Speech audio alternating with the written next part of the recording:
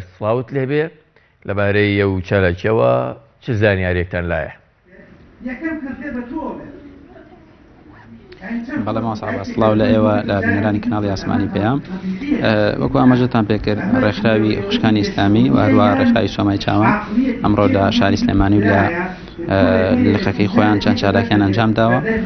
چالاکیەکان ئەمێ بۆ دکتۆر بەختیار عەبدوڵڵا کۆڕێکیان ساز کردووە بۆ کۆمەڵێک لە بڵێن خوشکان بۆ ئەوەی کە زانیاریان بنێن لەسەر وەکو بەختیار عەبدوڵڵا بڵێن توێژەری کۆمەڵایەتیە زانیاری لەسەر کێشە کۆمەڵایەتیەکانەدا هەروە چەند هاوکاریەک دابەشەکرێ بەسەر کۆمەڵێک مناڵە. من یەکێ لە بەرپرسانی زۆمای چاوان لەگەڵا دەمەوێت پرسم زانم هاوکاریەکانی ئەمان چییە و چیان هەیە بۆ مناڵانی بێباوک.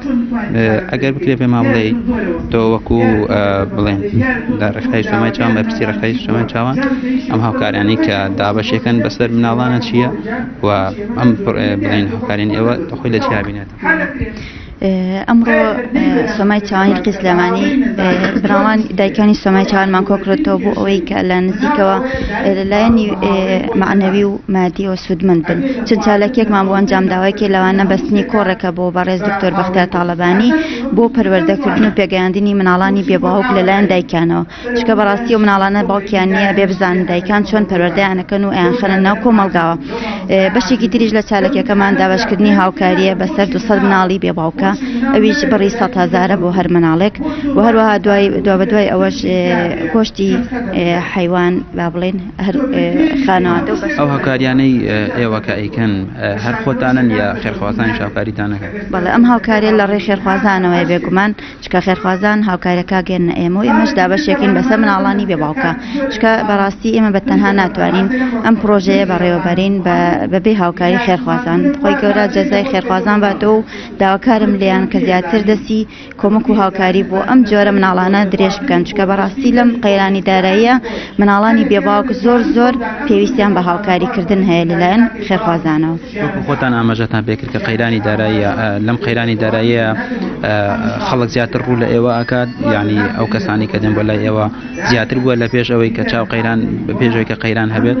بێگومان ئێستا خەڵکانێکی زۆر ڕوو لە ئێمە ئەکەن، بەڵام ئێمە دەزانین لە ڕویانەوە خۆی گەورە خۆی بەرەکەتە خاتە کار و ئیشمانەوە. ئێمە هەر لەم ساڵە تقریباً 20 مناڵی تازەمان وەرگرتووە کە سەردانی ماڵەکانمان کردووە لە نزیکەوە لەگەڵ خانەوادەکانیانە معلوماتمان لێ وەرگرتون و ئێستا تابانگمان کردن بۆ ئەوەی کە هاوکاری بکرێن. ئەویش لە ڕێی خێرخوازانە بێگومان چکە ئێمە کە کارەکەکەین و خێرخوازان تێگەێنین کە ئێمە ئیشەکەمان چۆنە و مەبەستمان لە چییە، ئەوانی هاوکاریمانەکەن ئێمەش تەسلیمی ئەوانیەکەین بە ئامانەتەوە. ماوەسا ئەم هاوکاریانەی کە ڕێکخراوی سۆمای چاوان یان ڕێکخراوی خوشکانی ئیسلامی کوردستان بەسەر بڵێن کەم دەرامەدی هەشارانە دابەشێکن زۆربیان لە ڕێگەی خێرخوازانەوەن. یعنی پەیامی ئەمانیش ئەوەیە کە لەم بارودۆخی ئێستا کە قەیرانی داراییە خێرخوازان زیاتر دەستیان کراوە بێت بۆی هاوکاری کۆمەڵێک لە خەڵکی هەژاریان مناڵی بێباو بکەن کە لەم دۆخەیە هیچ نەبێت تۆزە بتوانن لە بارودۆخی ژیانیان بگۆڕن. بەڵێ زۆر سپاس ڕامیار عوسمان پێم لێرمان لە شاری سلێمانی.